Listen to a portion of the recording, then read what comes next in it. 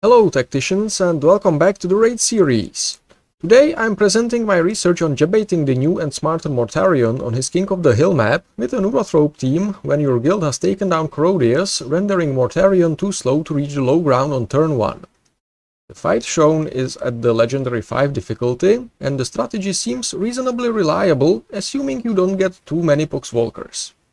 Enjoy! I prefer bringing Thaddeus and Biowar over Ahriman and Forgefiend on this map because of Thad's longer range and the spores make the positioning easier. But Ahriman and Forgefiend do have a higher damage potential, on paper at least.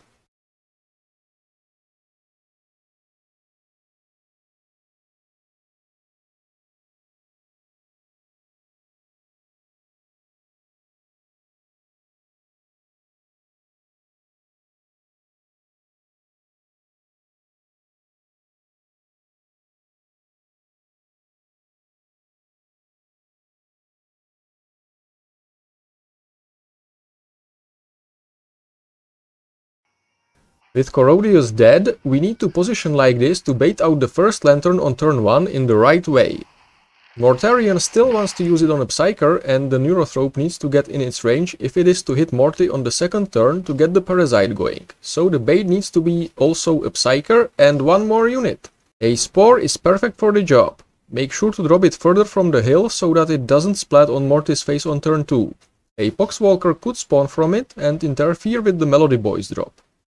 Also, you don't want to Thad strike on turn 1, because that would leave Thaddeus unable to attack Mortarion on turn 2, costing you a para stack, which is more valuable than the Thad strike damage.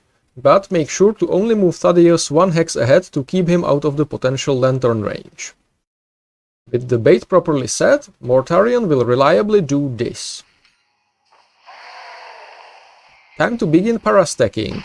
Using Neurothrope's active to do it will start you off with 2 stacks. So do that rather than the normal attack. Then, in no particular order, drop the Pinky on the Virus Hex in the northwest, attack with Thaddeus, attack with Yazagor, run away with Eldrion, and most importantly, put a Spore exactly where I did. Even if Morty spawns some Poxwalkers from the Screamers, he should reliably attack and kill the Pinky with his range attack, damaging Abraxas. On turn 3, we need to prepare another Lantern bait. And that's where the previous turn's Spore's positioning comes in. It moved towards the enemy and now is in the perfect place to be one of the 3 targets we're going to present together with Yazagor and another Spore. Meanwhile, you can finally get Eldrion in range to buff everyone's attacks and then hit Morty with him, Abraxas, Thaddeus and Neurothrope in roughly this order, which I screwed up! If you spread out the east squad correctly, Mortarion will jump off the hill and lantern the 3 designated victims. He should also be at 11 Parasite stacks, which lets you pull off the Yazagor swap for a maximalized Neurothrope double hit from high ground, if you attack with everyone else first. Just make sure to keep your Psykers spread out. While Morty wants to hit as many targets as possible with his various AoE abilities, his top priority is to hit a Psyker. This is probably where the already hurt Abraxas takes one for your team.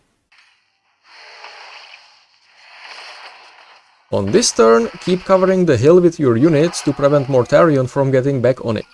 He will attack Eldrion, so you may want to use Eldrion's active now. The 6th hit from it on the next turn would deal negligible damage anyway. Last turn of the fight, you know what to do.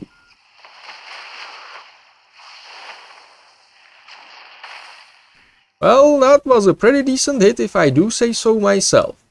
If you get Poxwalkers on turn 2, hopefully the Smite Splashes or Thaddeus can take care of them, but other than that, this should be pretty reliable. You can also spawn the turn 3 Spore 1 hex closer, so that it tries to eat Morty's face when it's in the lantern field, but I like putting it at maximum distance to really force Mortarion to one specific position. And that's this video almost done.